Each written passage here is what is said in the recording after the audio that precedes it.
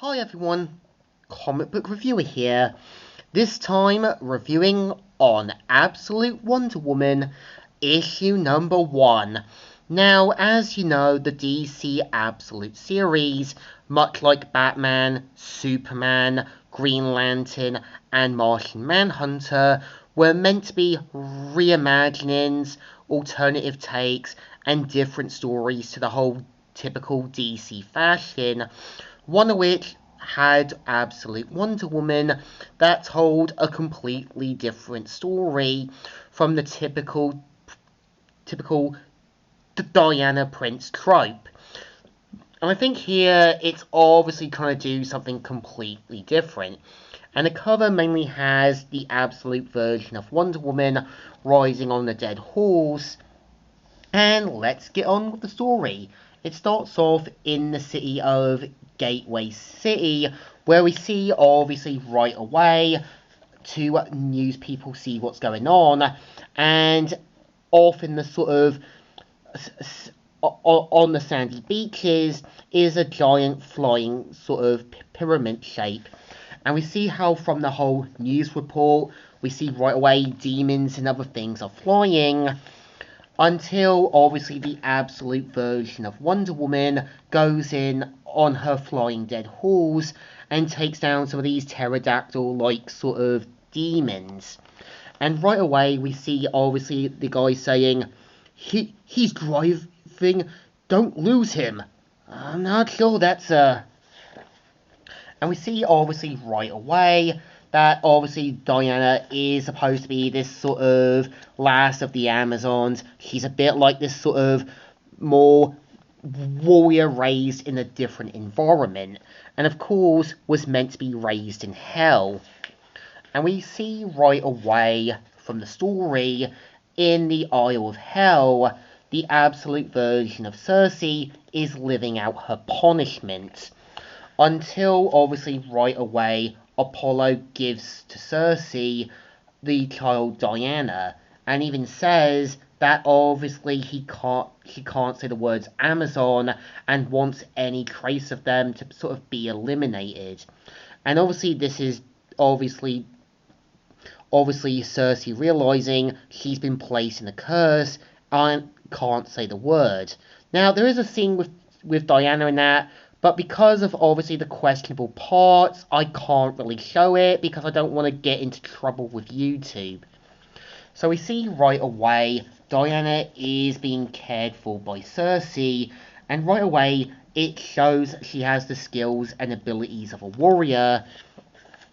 And we see over time Cersei growing up to see how Diana's slowly growing up. She obviously takes the role of obviously not being just a mother, but also a sort of parental figure to her. And as the time grows, Diana gets bigger, she starts to speak, and we see Cersei having to play the role of not only just a mother, but a mental figure to Diana. And over time, we see how Diana has that warrior build. It's clear she learns more about magic, she learns more about the creatures of hell. And we see how in the current year, we see obviously Diana meeting up with the other soldiers, and obviously sees right away has to deal with one of the most dangerous demons, and gets her sword ready, which was created by the Greek god Hephaestus, who was the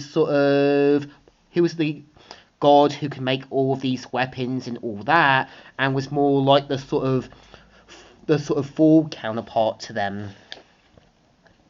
And we see right away the demons saying, "But it is not!" And we see right away Diana saying, "Hold, you can hold it, just hold, Pegasus!" And right away we see obviously Pegasus firing off a fiery blast, and we see Diana taking on the sort of demon, and of course has to deal with the sort of demon's other sort of basically lackeys trying to take on Diana. And obviously the sort of leader saying, "We warned you." And we see right away Diana getting blasted right across the beach.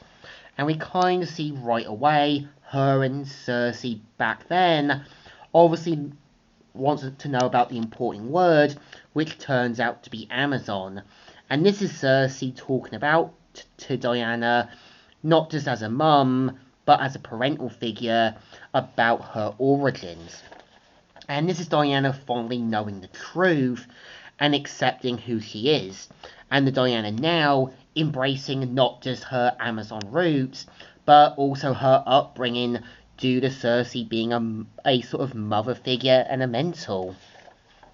And it also has Diana going into her more godlike sort of more demonic powers. And this is the story. So I think my best thoughts is issue 1 is okay, but it feels like this would have fitted more to obviously a more Marvel story, like having Thor's sister kind of being raised in hell and being sort of like obviously Mephisto's personal bodyguard. It seems like it is taking a creative route from the whole typical Wonder Woman fashion and trying to do something that feels a little questionable, but it kind of tries to kind of do something completely different away from the typical typical Wonder Woman fashion. And I know a lot of the time reimaginings, different alternative stories and so forth need to happen to move past away from the whole worn out typical story tropes we've seen so many times and doing something new, different, creative and understanding and just showing people that obviously being creative is being a bit more different from what the typical story has to be. It's kind of okay, kind of alright, but it still deserves a thumbs in the middle. It's alright, not the best, but there to do something completely different. So, comic book reviewer here, signing out.